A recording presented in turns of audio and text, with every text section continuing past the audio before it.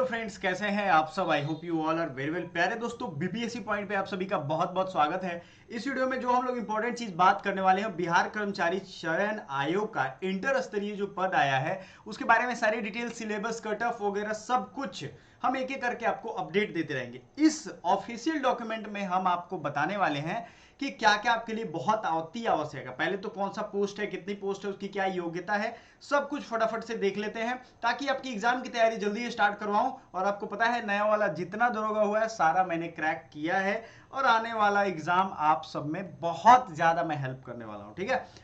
Online आवेदन प्रारंभ होने की तिथि जो है वो 27/9 को है और आखिरी दिन 11 नवंबर है। मतलब ये है कि लगभग 3 दिन इधर और 14 दिन, 1.5 महीने आपके फॉर्म भरे जाएंगे। 1.5 months। ठीक है। तो कोई छोटा टाइम तो हुआ नहीं, ये काफी लंबा टाइम हुआ।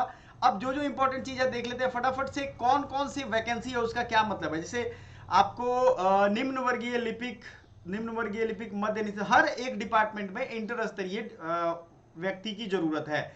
अभी जो देखने वाले हैं कौन सा क्या है उसके बारे में तो देखेंगे ही। कुछ हेल्थ डिपार्टमेंट के होंगे, कुछ एजुकेशन डिपार्टमेंट के होंगे, टेंशन नहीं लेना है। किस सीट के लिए, मतलब किस वर्ग में कितनी सीटें हैं, तो 5064 आपके अनरिजर्व कैटेगरी में है, 1090 ईडब्ल्यूएस में है, बीसी 1249, ईबीसी 1884, एससी 1367, एसटी 76 और बीसी फीमेल मतलब पिछड़ा वर्ग महिला का अलग निकलता है 368। टोटल को जोड़ देंगे तो भाई कितना हो गया, 11,098 वैकेंसी आई है। इतनी बड़ी वैकेंसी इंटर लेवल पे एक जमाने बाद आई है। ठीक है ना। तो और इसमें जो है फिजिकली जो हैंडीकैप लोग हैं उनके लिए अलग अलग ये क्राइटेरिया दिया हुआ है, उसमें भी अलग अलग क्राइटेरिया। अब इसमें आपको जो ध्यान देना है वो इंपॉर्टेंट चीज नोट करते चलो। ऑफिशियल डॉक्यूमेंट है, इंपॉर्टेंट चीज समझते चलो। न्यूनतम शैक्षणिक योग्यता सिंपल समझो, आपका इंटरमीडिएट होना चाहिए। मान्यता प्राप्त संस्थान क्या होता है, बिहार बोर्ड, सीबीएसई बोर्ड, यही सब होता है। इसको कहते हैं न्यूनतम शैक्षणिक योग्यता। जो बाहर के लड़के भरेंगे, मान लो यूपी बोर्ड से या जो हरियाणा बोर्ड से भर रहे हैं, वो क्या कैसे भरेंगे, उनका तो जनरल में ही काउंट होगा। बट कोई तो बोर्ड है आरक्षण, आरक्षण के लिए क्या करना होगा। देखो इसका एक अपना नियमावली है, जो नियमावली के बारे में यहाँ दिया है तो इसको आप एक बार पढ़ लेना। आरक्षण के रिगार्डिंग कुछ खास नहीं है, जो आरक्षण का नियम सब पे लागू होता है वो यहाँ भी लागू होता है, टेंशन नहीं लेना है। ठीक है। अब आ जाते हैं यहाँ पे आरक्षण नियमावली, थोड़ा सा इसमें सभी कैटेगरी का इसलिए यहाँ पे लिया है। उम्र सीमा क्या है किसके लिए, देखो भाई उम्र सीमा 18 साल से शुरू तो हो जाता है, न्यूनतम 18 साल से। जनरल के लिए 37 तक जाएगा, अनारक्षित वर्ग महिला के लिए 40, मतलब अनरिजर्व में महिला है तो 40 चला जाएगा। पिछड़ा वर्ग, अत्यंत पिछड़ा वर्ग, पुरुष या महिला, ठीक है, आपका बीसी का हो जाएगा 40 और अनुसूचित जाति और जनजाति के लिए 42 साल। समझ में आया, क्लियर कट। ये आपको याद रखना है अपनी अपनी कैटेगरी के हिसाब से। ठीक है। इसके अलावा भी कुछ क्राइटेरिया है, वो आप यहाँ पे देख सकते हो क्या क्या क्राइटेरिया है जो लोग जॉब कर रहे हैं उनके लिए। परीक्षा शुल्क की अगर हम बात करें तो भैया सबसे ज्यादा जरूरी तो यही है, क्योंकि 2 फेज का एग्जाम है और ये जितने भी पोस्ट है सबका एक ही फॉर्म भरा जाएगा। सबसे बड़ा डाउट जो बच्चों के दिमाग में वही है कि बस सर फॉर्म कितना भरा जाएगा, तो एक ही फॉर्म भरा जाएगा, इसके लिए आप तैयार रहो। ठीक है। तो 540 रुपया फॉर्म भरा जाएगा, ये एकदम तय है। 540 रुपया आपको जो या तो अदर स्टेट के हैं, ठीक है, या सामान्य वर्ग या पिछड़ा वर्ग, अत्यंत पिछड़ा वर्ग, सबको कितना देना है, 540 रुपया। कंफर्म। उसके बाद अनुसूचित जाति जनजाति बिहार के अस्थायी निवासी के लिए 135। ठीक है। इनके लिए कितना हो गया, 135। फिर जो है महिला, सभी श्रेणी की महिलाएं 135, जो बिहार के अस्थायी निवासी हो। सभी श्रेणी के दिव्यांग के लिए 135। बिहार राज्य के बाहर के सभी श्रेणी के अभ्यर्थियों पुरुष या महिला हेतु 540 रुपए। बात समझ में आ गई। ये चीजें इंपॉर्टेंट आप नोटिस कर लो, इसको नोट कर लो। परीक्षा शुल्क की राशि पर प्रक्रिया शुल्क, अब इसमें प्रोसेसिंग चार्ज, सेवा कर, ये सब जो है अभ्यर्थी द्वारा खुद वहन किया जाएगा। मान लो आप फॉर्म भर रहे हो उसमें 540 रुपए, कुछ उसके जो टैक्स लगते हैं जैसे क्रेडिट कार्ड डेबिट कार्ड से आप भर रहे हो तो वो आपको जमा करना होगा। ऑनलाइन पेमेंट गेटवे, फोन पे, यूपीआई जो भी है उससे आप भर सकते हो। लास्ट डेट 9/11 है आपको पेमेंट करने तक। मात्र रजिस्ट्रेशन और परीक्षा शुल्क का भुगतान करने से ऐसा नहीं है कि आप आवेदन भर लिए, आपको परीक्षा शुल्क किसी भी परिस्थिति में वापस नहीं होगा, ये ध्यान रखिएगा। साथ ही साथ यह अहस्तांतरणीय होगा, मतलब ट्रांसफर भी नहीं हो सकता है। एक तो वापस नहीं होगा, ये नहीं होगा। परीक्षा का सिलेबस क्या होगा, वस्तुनिष्ठ होगा, यानी कि एमसीक्यू। एमसीक्यू का मतलब मल्टीपल चॉइस क्वेश्चन, कई सारे ऑप्शन रहेंगे, आपको उसमें से एक का आंसर देना। 4 ऑप्शन जनरली रहते हैं, आपने देखा भी होगा। बिहार कर्मचारी चयन आयोग परीक्षा संचालन नियमावली 2010 में 40,000 से अधिक होगा तो पीटी लिया जाएगा, ऐसा उन्होंने उस समय कहा था, तो वही नियम यहाँ भी है।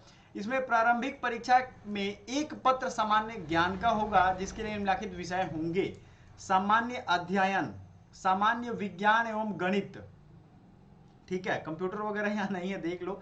सामान्य विज्ञान, जनरल साइंस का एक अलग महत्व है यहाँ पे, अब इंटर लेवल का एग्जाम है तो समझ ही रहे हो।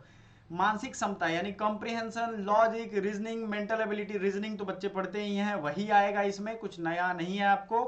तो सामान्य अध्ययन, जीके जीएस आप लोग पढ़ ही रहे होगे, नहीं पढ़ रहे हो तो इसकी प्रैक्टिस सेट हम लेकर के आएंगे। हमारा जो एप्लीकेशन है एकेडमी पॉइंट जरूर डाउनलोड करिएगा, सारे अपडेट्स हैं, practice set and daily current affairs, ये सब वहाँ पे आपको मिल जाएंगे। Comprehensive, logical, reasoning, mental ability, प्रश्न वस्तुनिष्ठ एवं बहुविकल्पीय होंगे, 150 संख्या के होंगे, 150 क्वेश्चन होगा जिसमें जो है 4 नंबर के एक होंगे, तो ये टोटल हो गया 600 मार्क्स का, कोई दिक्कत नहीं है। 2 घंटा 15 मिनट का एग्जाम होगा। प्रारंभिक परीक्षा का भाषा हिंदी या अंग्रेजी होगा, ठीक है।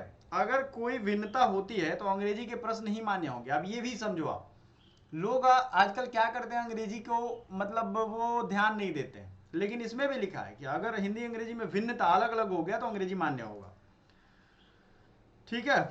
अब देख लेते हैं कि आपके सिलेबस में क्या है।